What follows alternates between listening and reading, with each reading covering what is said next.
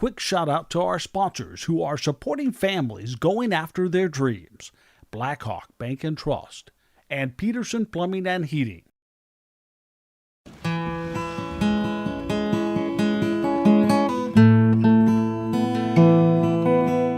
Welcome to the Heart of the Story with Gary Metivier. Inspiring stories of everyday people doing cool stuff. That's it. Hey, I spent a lot of years as a broadcaster, honored to win some Emmys and Edward R. Murrows along the way, but it's always been about the story, and still is. The people that follow their dreams, fight through adversity, and live their lives to the fullest.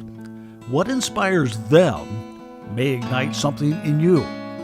We hope you subscribe, share with a friend, and help us keep growing. So when you are ready to take a break from your world, come on over to ours and meet people like this.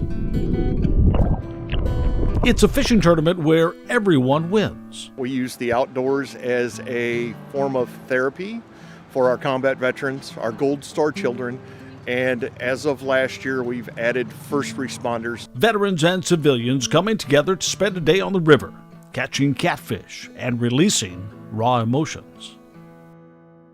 We went fishing, and 2 hours in, he opened his heart and told me every detail that he knew about his dad. He did not have that sounding board. I mean, his mom is grieving, his sister's grieving, everybody else in the family's grieving. He did not have that sounding board to let all of that out. From Gold Star kids to first responders to veterans like Martin, who came home a different man. Broke my back in 2 places.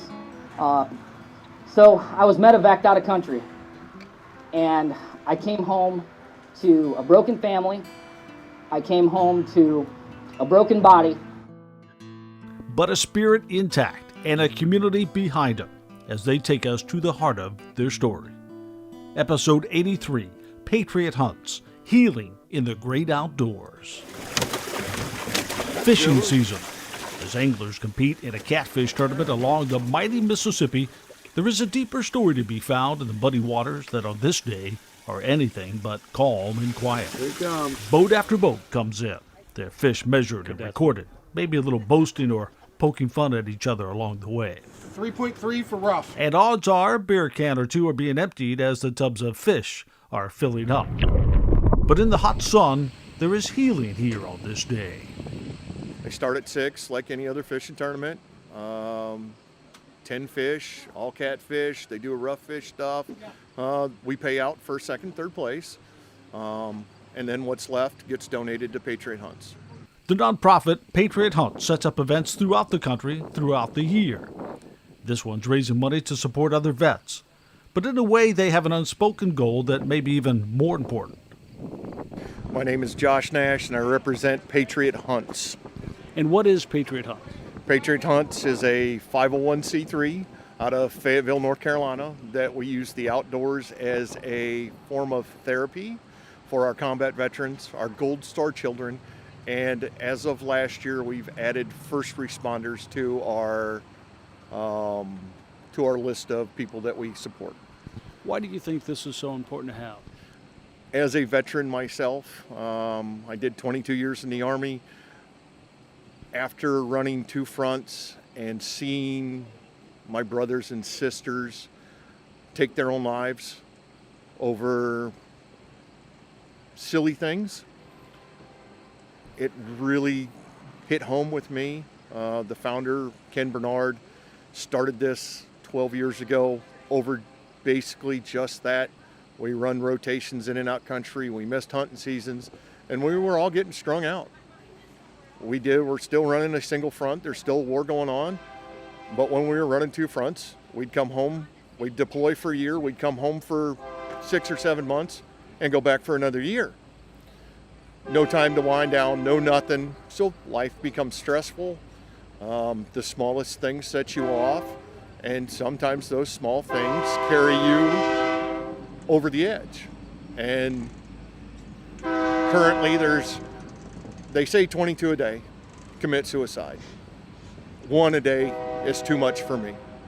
And what we do is we take guys out, guys and girls, kids, and reintroduce them to the outdoors just as a way to unwind, relax, and forget about everything that they're worried about. And have some of them come back to you and say, that experience changed my life in some way? They don't have to come back, because when we take them out in the woods and the smiles on their faces says it all. I use a couple examples. The reason that I got hooked on Patriot Hunts, I'm a bass fisherman. I live in North Carolina. We run the Florida strain bass down there, and I've used to fish pretty competitively. We did a Gold Star Kid fishing derby. Well, it was a fishing tournament. We had the weigh-in trailer and all that stuff. And I had the pleasure of taking a young man. His name was Andrew Rada. His dad was a special force guy, and he was killed in combat in Afghanistan. Andrew, I think, was 11 at the time. His mom came to the ramp that morning and said, "Hey, he doesn't talk much." I said, "Okay, when I'm fishing, heads down, I'm getting it done." I introduced myself. I told him who I was, that I was a retiree. Well, I was still active duty at the time.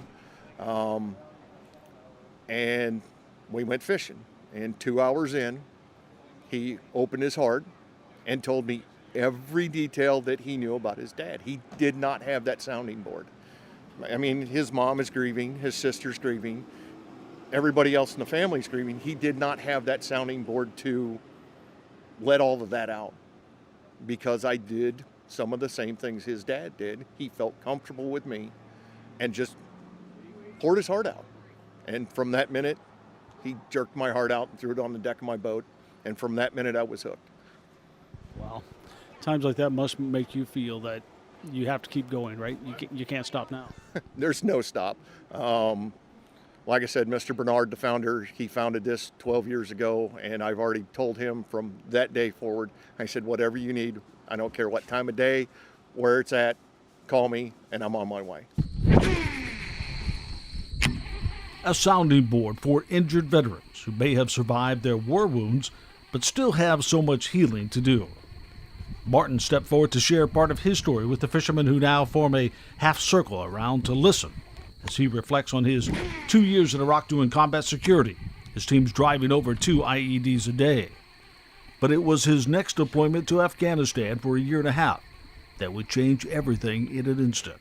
I did not come home with my group. I was in an IED attack on September 6th, or not September, was it June? Yeah, June. Close to D-Day, I remember that. June 6th, 2011, I was in an IED attack which just about killed all of us in the truck. If you guys have ever seen an armored vehicle, they're V-shaped on the bottom. And it blew everything from the firewall forward. Blew the whole engine off. Just the cab was spared with us inside of it. Cracked my head open, broke my back in 2 places. So I was medevaced out of country. And I came home to a broken family. I came home to a broken body. I was just lucky enough to be able to meet up with my group to bring us back home. We had a homecoming ceremony, and I was actually able to stand there on crutches and be able to, bring my guys home. Everybody survived, but one of the things that didn't survive was, my ability to function in normal society. It was hard. It was hard coming home from combat. I knew my body would heal, but it takes a long time for the scars in your mind. So, luckily, I had some really good friends that were outdoorsmen. And I was always a hunter and a fisherman my entire life. But these guys, they knew the score, because they were vets too. They pushed me.